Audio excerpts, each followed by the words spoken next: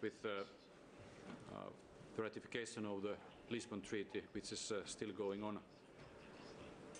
Република Македонија доби препорака за почеток на преговорите.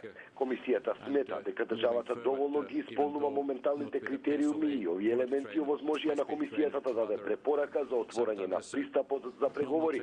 Верувам дека владата во Скопје ќе го свати ова како многу силен поттик и охрабрување за конечно да го реши проблемот со името кој постои веќе 18 години, и изјави на денешната пресконференција во Брисел комесарот за проширување на Европската унија Оли Рен. Европската комисија во својот годишен извештај за напредокот на Македонија во европските интеграции препознава сериозен реформски напредок во Македонија, но упатува и на низа критики кои не смеат да се игнорираат. Меѓу најважните се законот за антидискриминација и генерално односот кон хомосексуалците и ромското малцинство. Европската комисија е загрижена и за инцидентите кои се случија во Струга со средното училиште Нико Нестор и генерално за етничките смени.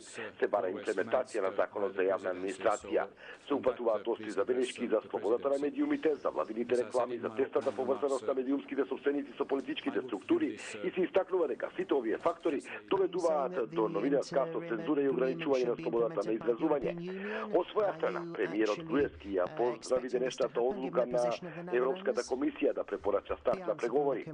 Остануваме посветени на реформите за постигнување на зацртаната цел, а извештајот ќе биде патоказ за идните чекори, изјави премиерот. Боријан Јовановски за Гласот на Америка на македонски јазик.